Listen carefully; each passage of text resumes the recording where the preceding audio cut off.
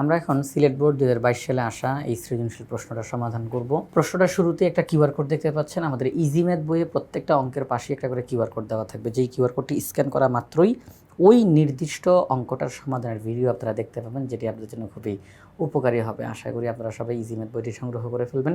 Sylhet board 2022 সালে যেই সৃজনশীল প্রশ্নটি এসেছে তার উদ্দীপকে কিছু তথ্য দেওয়া রয়েছে। যেমন এখানে বলা হয়েছে P = 5 6 7 8, Q = 6 7 8 9 এবং S দ্বারা একটা অন্যয়কে এখানে বোঝানো হয়েছে, যেখানে x, y, x এর উপাদানগুলো A সেটের ভিতরে থাকবে, y এর উপাদানগুলো B সেটের ভিতরে থাকবে, 2x - y = 0 এই শর্ত মানতে হবে। তাই যে সকল উপাদানগুলো বা সংখ্যাগুলো এই সবগুলো শর্ত মানবে কেবলমাত্র তারাই এই অন্যয়ের মধ্যে বসতে পারবে। x এর মান হতে হলে অবশ্যই তাকে a সেটের ভিতর থেকে আসতে হবে, y এর মান হতে হলে অবশ্যই তাকে b সেটের ভিতর থেকে আসতে হবে এবং এই x আর y কে এই সম্পর্কটা মানতে হবে 2x - y = 0। এই যে আমরা বলতেছি x কে a সেটের ভিতর থেকে আসতে হবে, y কে b সেটের ভিতর থেকে আসতে হবে, a আর b কোথায়? এই যে আলাদা করে বলে দেওয়া হয়েছে, a = -1 0 1, b -2 2 4। এটা হচ্ছে উদ্দীপক। আমরা সবগুলো প্রশ্নেরই সমাধান করব। সবার প্রথমে ক নাম্বার প্রশ্নটা একটু দেখি এখানে কি বলা হয়েছে। c = -6 -4 -2 2 4 6 এটিকে সেট গঠন পদ্ধতিতে প্রকাশ করো।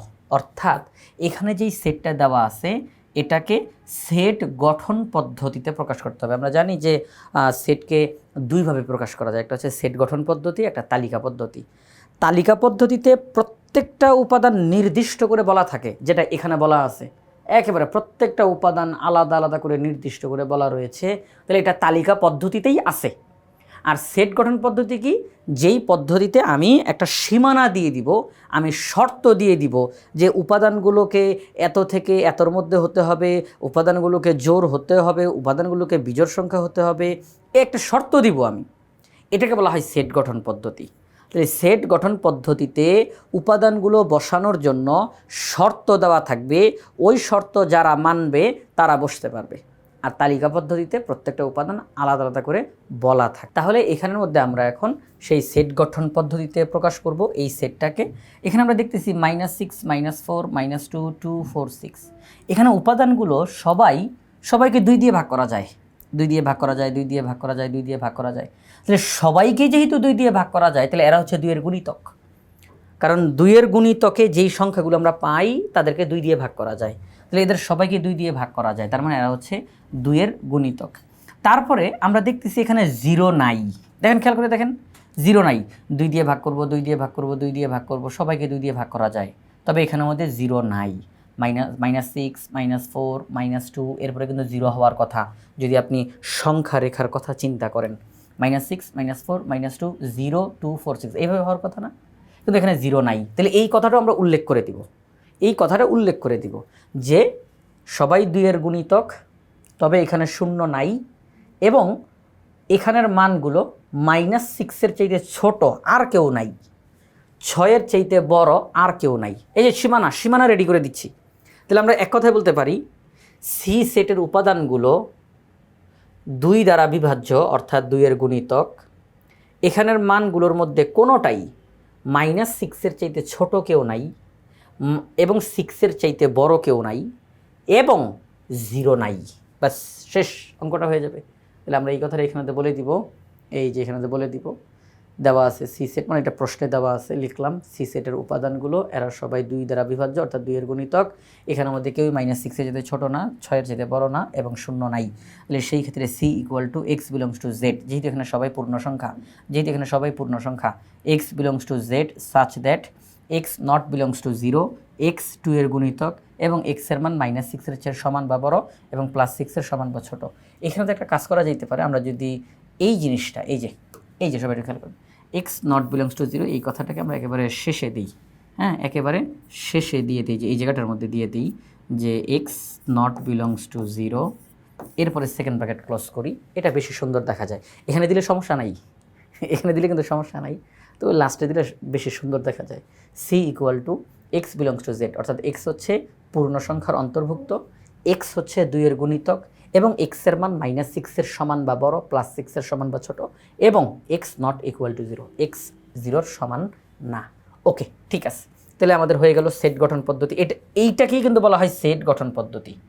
এখানে কিন্তু আমি প্রত্যেকটা সংখ্যা কি আলাদা আলাদা করে বলছি না, এখানে শর্ত দিছি, সীমানা দিছি, এটা কি বলা হয় সেট গঠন পদ্ধতি।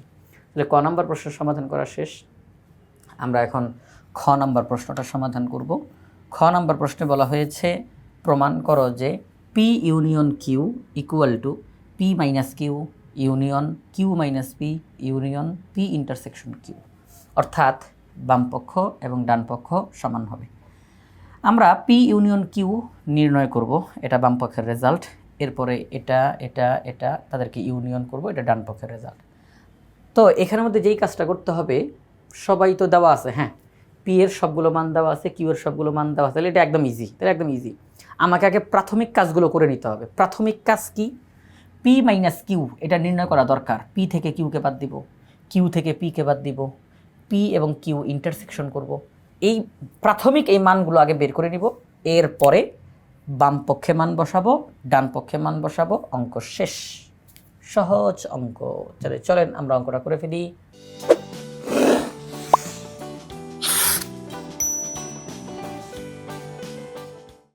এখানে দেওয়া আছে P Q, P minus Q, তাহলে পি থেকে কিউকে বাদ দিতে হবে। আমরা জানি যে মাইনাসের পরে যারা থাকে এরা পুরাটাই বাদ।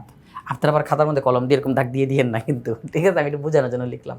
মাইনাস চিহ্নের পরে যা থাকে সেটা পুরাটাই বাদ হয়ে যায়, এবং এর সাথে যারা যারা মিলবে প্রথম সেটের তারাও বাদ। যেমন 6 6 মিলছে বাদ, 7 মিলছে, 8 মিলছে বাদ। প্রথম সেটের যারা অবশিষ্ট আছে কেবলমাত্র তারাই ফলাফল P minus Q equal to 5। এবার কিউ মাইনাস পি একই সিস্টেমে, পি ইন্টারসেকশন কিউ অর্থাৎ কমন, এই দুইটা সেটের মধ্যে কমন উপাদান যারা 6 7 8 দুই জায়গার মধ্যেই আছে, কমন উপাদানগুলোকে লিখলাম। এবার বামপক্ষ ডানপক্ষের রেজাল্ট বের করার পালা।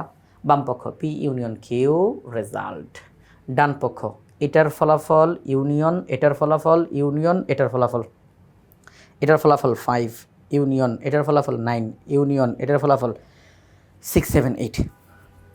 সবাইকে ইউনিয়ন করতে হবে, ইউনিয়ন করলে কেউ বাদ যায় না, সবাইকে নিতে হয়। তাহলে 5 6 7 8 9 সবাইকে নিলাম। আমরা দেখতেছি বাম পক্ষের যেই রেজাল্ট ডান পক্ষের ঠিক সেই একই রেজাল্ট। তাহলে বাম পক্ষ এবং ডান পক্ষের একই রেজাল্ট বের হয়েছে, তাহলে তারা পরস্পর সমান। আমরা এই কথাটা বলতে পারি যে হ্যাঁ, তারা পরস্পর সমান বের হয়েছে। তাহলে যেহেতু পরস্পর সমান, আমাদেরকে এটাই দেখাইতে বলছিল যে তোমরা প্রমাণ করো যে এটার এটা সমান, আমরা দেখাই দিলাম, তাহলে প্রমাণিত। এবার যাই গ নম্বর প্রশ্নটার সমাধানে। গ নম্বর প্রশ্নের সমাধানে কি বলছে একটু দেখি। আমাদের এখানে গ নম্বর প্রশ্নে বলছে এস অন্যয়কে তালিকা পদ্ধতিতে প্রকাশ করে এর রেঞ্জ নির্ণয় করো। অর্থাৎ উদ্দীপকের মধ্যে এস নাম দ্বারা যেই অন্যয়টা দেওয়া আছে, এক্সের মান এ সেটের ভিতর থেকে আসবে, ওয়াইয়ের মান বি সেটের ভিতর থেকে আসবে, 2x - y = 0 হইতে হবে। এই অন্যয়টাকে এখন তালিকা পদ্ধতিতে প্রকাশ করতে হবে। ইতিমধ্যে তালিকা পদ্ধতি কী সেটা বুঝেইছি, প্রত্যেকটা উপাদানকে নির্দিষ্ট করে উল্লেখ করে থাকতে হবে। তাহলে তালিকা পদ্ধতিতে প্রকাশ করব, এরপরে রেঞ্জ নির্ণয় করব। রেঞ্জ কোনটা হবে? অন্যয় যখন আমরা প্রকাশ করব, অন্যয়টাকে যখন লিখব, তখন আমরা ক্রমজোর পাবো। ক্রমজোর, প্রথম উপাদান দ্বিতীয় উপাদান প্রথম উপাদান দ্বিতীয় উপাদান, এক একটা ব্র্যাকেটে প্রথম দ্বিতীয়, আরেকটা ব্র্যাকেট প্রথম দ্বিতীয়, আরেকটা ব্র্যাকেট প্রথম দ্বিতীয়। তো ক্রমজোরগুলোর প্রথম উপাদানগুলোকে বলা হয় ডোমেন, আর দ্বিতীয় উপাদানগুলোকে বলা হয় রেঞ্জ। তাহলে চলেন আমরা আগে এস অন্যটা বের করি, তারপরে রেঞ্জ বের করব। তাহলে গ নম্বরে উদ্দীপকের যেই তথ্যটা দেওয়া ছিল এস অন্যয়ের, সেটা লিখে নিলাম। এখন এই যে এ সেটের তথ্য লিখলাম, বি সেটের তথ্য লিখলাম, এস অন্যয়ে যেই শর্তটা দেওয়া ছিল শর্তটা লিখলাম, 2x = y, তার মানে y = 2x। এখন আমরা একটা ছক তৈরি করব। ছক তৈরি করার পর একটা ছক তৈরি করব। এই ছকের মধ্যে আমরা এক্সের মানগুলো এ এর ভিতর থেকে নিয়ে এসে বসাবো। এক্সের মান -1, এক্সের মান 0, এক্সের মান 1, অর্থাৎ এক্সের মানগুলো এ এর ভিতর থেকে নিয়ে এসে বসাই দিব। এবার এক্সের এই মানটাকে এই সমীকরণে বসাবো, ক্যালকুলেশন করলে যেই রেজাল্ট আসবে সেটা ওয়াইয়ের মান। এক্সের মানটাকে এখানে বসাবো, ক্যালকুলেশন করে যেই রেজাল্ট আসবে সেটা ওয়াইয়ের মান। আসেন বসাই, -1 বসাই তাহলে -2, 0 বসাই তাহলে 0, 1 বসাই তাহলে 2। আচ্ছা, তাহলে এক্সের মানগুলোকে আমরা সমীকরণে বসাইলাম, ওয়াইয়ের মান পেলাম। এখন কথা হচ্ছে এক্সের এই মানগুলো এ এর ভিতর থেকে আসছে, এখানে কোনো সন্দেহ নাই, এবং এখানে যেই মানগুলো বসছে সবাই এই সমীকরণ মেনেই বসছে, এখানেও কোনো সন্দেহ নাই। এখন লাস্ট একটা শর্ত দেখতে হবে যে এটা মানছে কিনা, সেটা হচ্ছে ওয়াইয়ের মানগুলো কি বি এর ভিতর থেকে আসছে কিনা এটা দেখতে হবে। ওয়াইয়ের মানগুলো বি এর ভিতর থেকে আসতে হবে, এটা বলা ছিল ওয়াই বিলংস টু বি, ওয়াইয়ের মানগুলো বি এর ভিতর থেকে আসবে। ওয়াইয়ের মান -2 এটা বি এর ভিতরে আছে, ওয়াইয়ের মান 0 এটা বি এর ভিতরে নাই, তার মানে শর্ত মানে নাই। ওয়াইয়ের মান 2 এটা এখানে আছে, তাহলে শর্ত মানছে। তাহলে আমরা দেখলাম যে ওয়াইয়ের মান 0 এটা শর্ত মানে নাই, তাহলে এটা যেহেতু শর্ত মানে নাই, 0 যেহেতু বি এর অন্তর্ভুক্ত না, শর্ত মানে নাই, তাহলে 0,0 এই যে এটা এক্সের মান, এটা ওয়াইয়ের মান 0,0 এইটা এস এর ভিতরে ঢুকতে পারবে না, কারণ এস এর ভিতরে ঢুকতে হইলে সব শর্ত মানতে হবে, এটা শর্ত ব্রেক করছে, তাহলে এটা এস এর অন্তর্ভুক্ত না, তাহলে এটা বাদ। কিন্তু -1, -2 এরা সব শর্ত মানছে, 1,2 এরা সব শর্ত মানছে, তাহলে আমরা বলতে পারি এস অন্যটাকে যদি তালিকা পদ্ধতিতে প্রকাশ করি তাহলে -1, -2 এই যে যেটা -1, -2 এবং 1,2 এমনটা হবে। প্রথম উপাদানগুলোকে বলা হয় ডোমেন, আর দ্বিতীয় উপাদানগুলোকে বলা হয় রেঞ্জ। তাহলে দ্বিতীয় উপাদান -2, দ্বিতীয় উপাদান 2, এদেরকে লিখলাম। তাহলে রেঞ্জ এস ইকুয়াল টু -2,2। তাহলে এই হচ্ছে আমাদের এই প্রশ্নটার সমাধান, যেটা বলছিল যে এস অন্যকে তালিকা পদ্ধতিতে প্রকাশ করে রেঞ্জ নির্ণয় করো, আমরা পুরোটাই করলাম। তো সিলেট বোর্ড 2022 সালে যে সৃজনশীল প্রশ্নটা এসেছিল, আমরা ইজি ম্যাথ বই থেকে প্রশ্নটা সমাধান করলাম। সবগুলো সমাধান খুব সহজভাবে সমাধান করা হয়েছে, কিউআর কোড দেওয়া রয়েছে। আশা করব আপনারা সবাই ইজি ম্যাথ বইটি সংগ্রহ করে ফেলবেন ইনশাআল্লাহ।